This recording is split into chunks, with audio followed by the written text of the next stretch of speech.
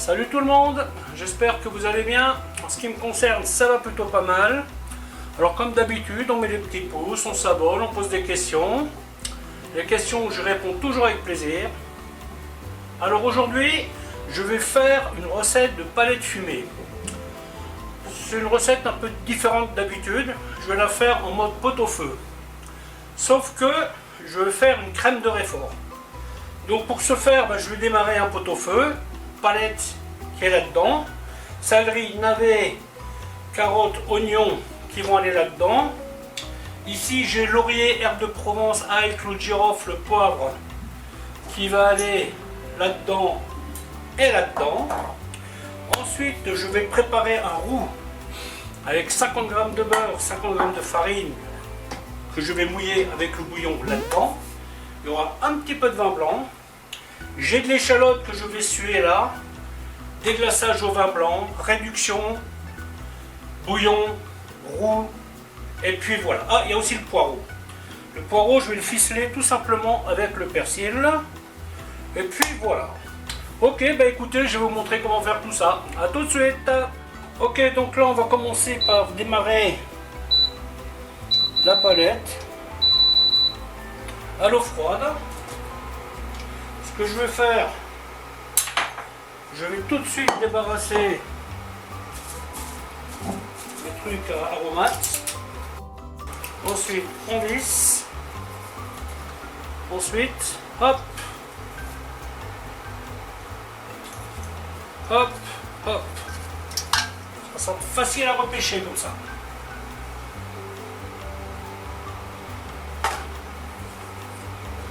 Bon, le persil, les échalotes, on peut laisser de côté pour le moment.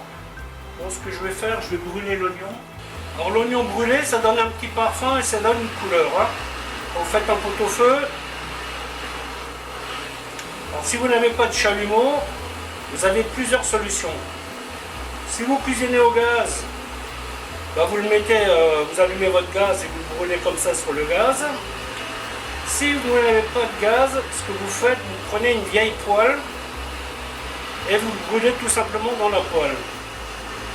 Là, il faut savoir que la poêle en général, elle est trop chère. Vous voyez, vous n'hésitez pas à bien le noircir. Je ne sais pas si vous voyez là.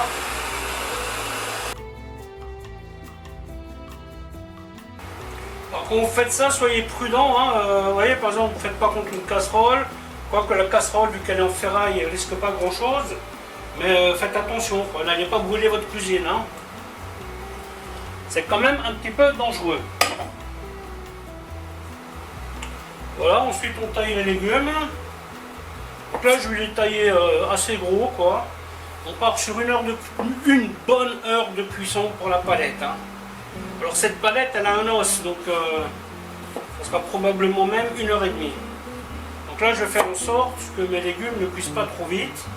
Et bien entendu, s'ils étaient cuits avant la viande, et bien tout simplement je les retirerai.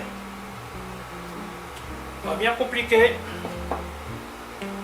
Voilà. Vous pouvez rajouter du chou si vous voulez. Vous pouvez rajouter des pommes de terre si vous voulez. On fait un repas complet en fait. Vous avez bien compris qu'on n'est pas dans le pot-au-feu traditionnel. Une fois que j'aurai mis les légumes, je partirai par tranche d'une demi-heure. Et en cours de cuisson, je vérifie. Et ce qui est cuit, hop, je sors. Poireau persil, je vais tout simplement le ficeler. Oui. Mais comme ça, hop, on serre bien. On retourne. On serre bien. Voilà. Un petit coup au milieu.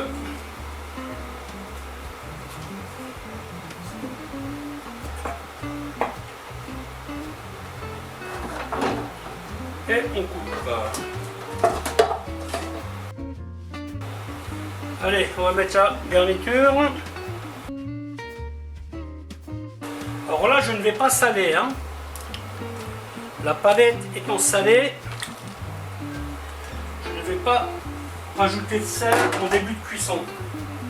S'il le faut, j'en rajouterai en fin de cuisson.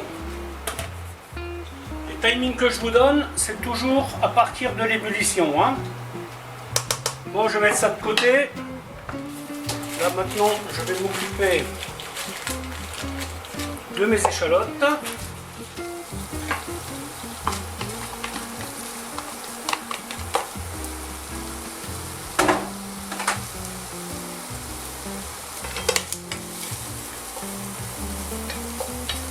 là, on va les faire bien suer, déglacer au vin blanc et réduction. Un petit peu à la bourre aujourd'hui. J'ai un peu trop traîné.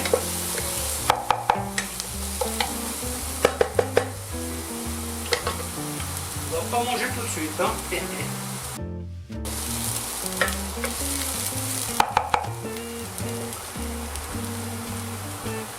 Vin blanc. Une demi-petite bouteille, hein, pas plus, hein, ça suffit. Voilà, et maintenant je vais faire réduire ça.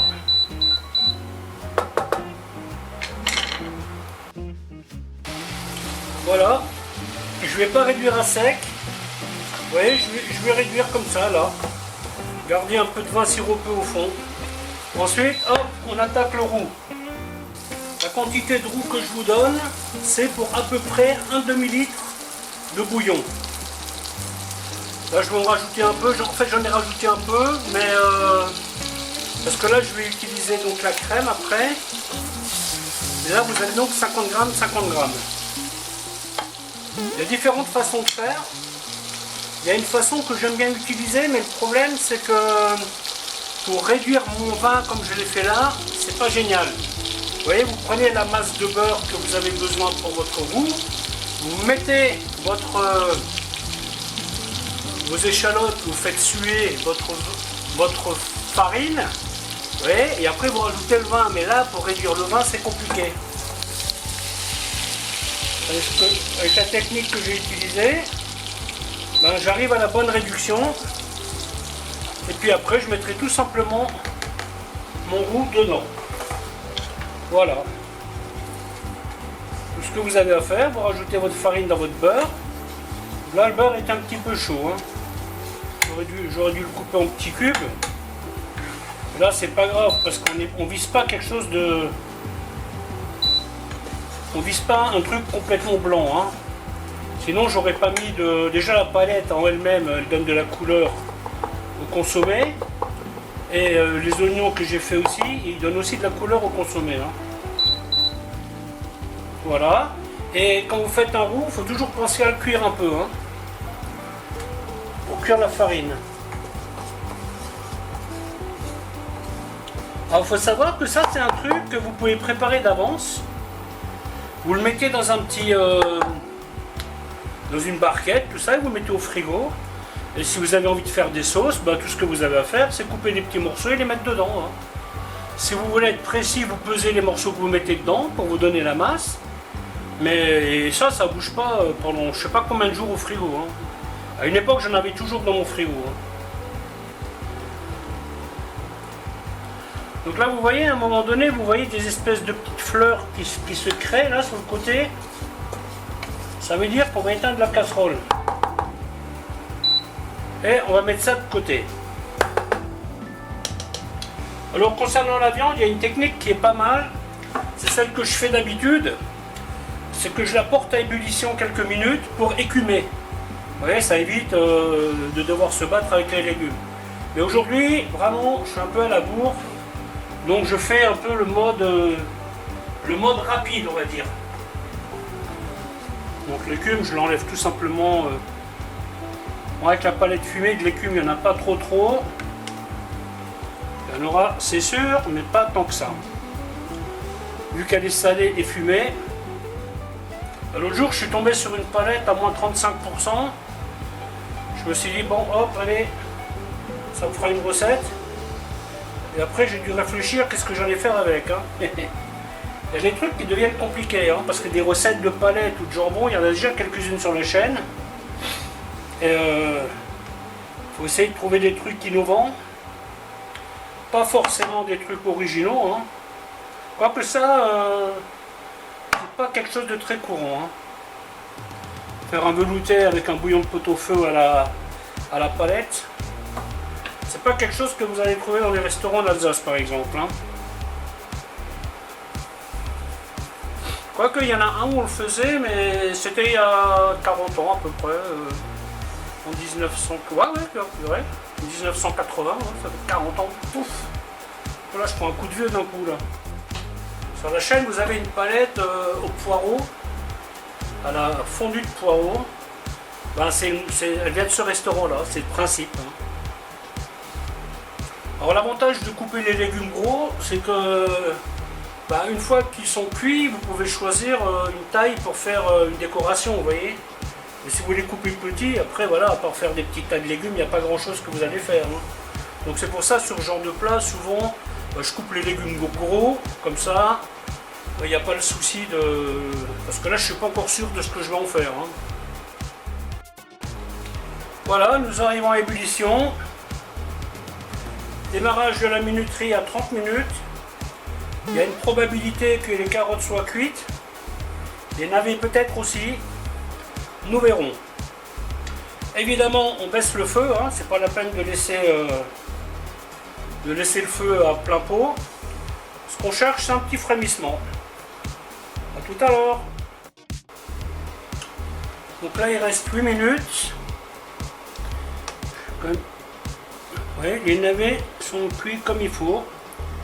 Ils sont un petit peu croquants et c'est ce que je veux en fait. Hein.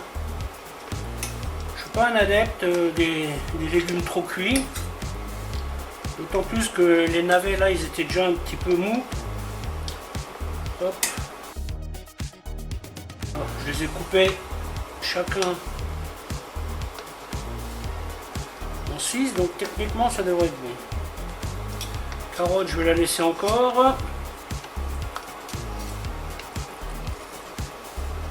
Et le céleri aussi. Là, comme j'ai fait le premier test, eh bien, je vais rallonger tout de suite ma minuterie et je vais y mettre 20 minutes.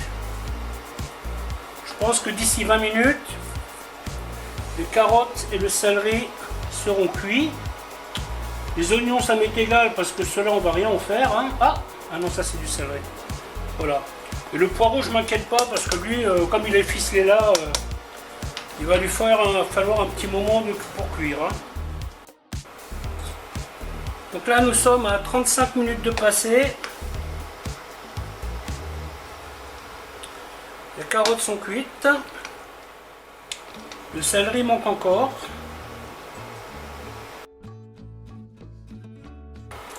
Voilà, donc là, je vais rajouter 15 minutes. Et ça va le faire. Le céleri est donc cuit. Donc là, pour terminer la cuisson, j'ai boosté un peu le feu parce que j'ai envie de concentrer un petit peu le liquide. Donc la viande est très certainement cuite aussi.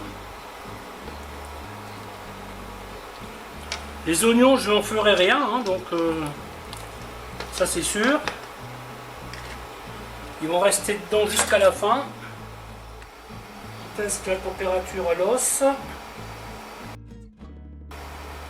Donc là, on est à 75 degrés, c'est bon.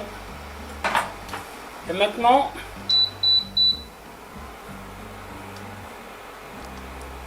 réduction.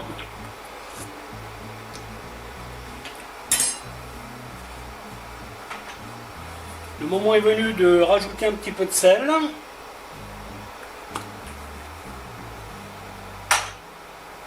Alors ce que vous pouvez faire aussi, c'est mettre un bouillon de volaille. Hein. Vu qu'il est salé, ouais, donc là aujourd'hui je ne le ferai pas. Mais c'est une option que vous avez. Hein. Donc là je vais lui donner 15 minutes de réduction. Voilà, donc à partir de là, vous avez deux options. Vous avez l'option Plongez ça comme un pot-au-feu. Ouais, donc là vous faites un beau plat. Le poireau, je sépare les feuilles en deux. Je les roule, ouais, ça fait joli. Et ensuite, vous versez le bouillon par-dessus. L'autre option, c'est celle qu'on va faire aujourd'hui, que je vais vous montrer. C'est donc, on va enchaîner par la sauce. Là, mon bouillon est bien concentré. J'y ai rajouté un petit peu de Maggi. Si vous avez de la livèche, vous pouvez la mettre, hein, c'est sympa aussi. Mais ça, malheureusement, je n'en aurai plus parce que sur mon balcon, elle ne tient pas. Les pucerons, ils adorent trop ce truc et à chaque fois que j'ai tenté, c'était terminé. Voilà donc un beau plat, comme vous pouvez en faire un. Alors évidemment, là, je laisse la viande entière pour la présentation, mais l'idéal, c'est que vous désossez, vous coupez vos tranches de viande et vous les mettez au centre. Vous allumez votre four, par exemple si vous voulez préparer ça à l'avance, vous allumez votre four à 70-80 degrés, vous filmez, vous mettez dans votre four une bonne heure et après vous versez le bouillon chaud dessus. Et nous par contre là ce qu'on va faire, on va prélever un demi-litre de bouillon et on enchaîne avec la sauce. Donc là on va filtrer carrément tout le bouillon, hein, c'est pas la peine de laisser ça comme ça. Voilà, donc là j'ai un demi-litre. Alors il y a un truc qu'on peut faire aussi qui est intéressant. Bon là aujourd'hui je ne le ferai pas, mais vous pouvez filtrer votre bouillon et le laisser reposer une dizaine de minutes. Et là il va se décanter, vous voyez, et vous pourrez bien le dégraisser. Là aujourd'hui je vais finir ma sauce comme ça, mais c'est une option qui est assez intéressante, hein. Alors, pour la sauce, c'est facile. J'ai mélangé mes échalotes avec mon roux. Je vais tout simplement verser le bouillon chaud dessus et je vais cuire ça quelques minutes.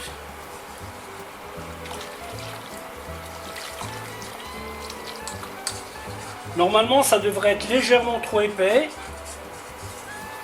Mais comme je vais y rajouter la crème, ça ne devrait pas être un souci. Donc à ce stade, allez-y doucement, hein. Pas la peine de brusquer le feu.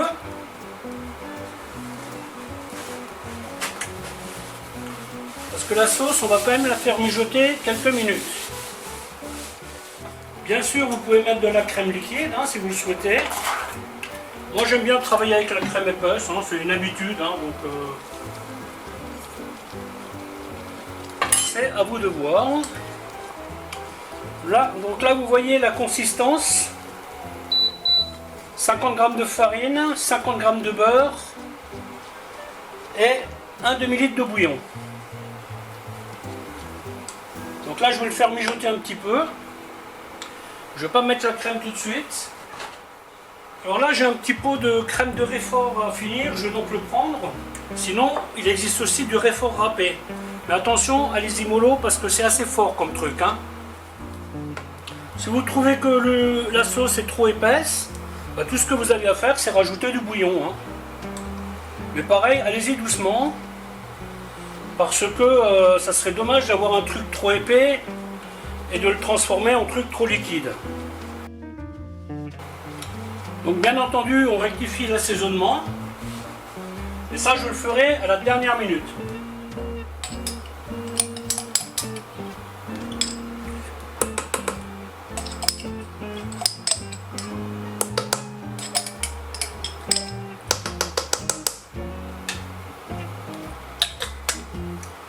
Je pense que ça va faire un petit peu short.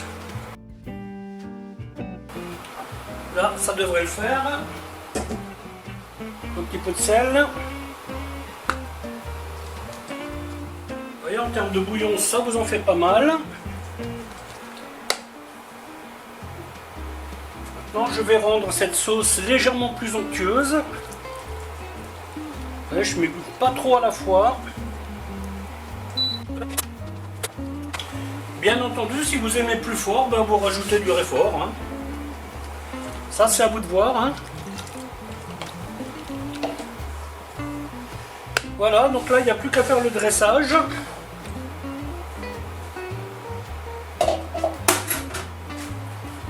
Je vous ai tout dit. Donc voilà, la vidéo va s'arrêter là, en espérant qu'elle vous aura plu. Alors je vous dis à bientôt pour une autre recette. Bye bye.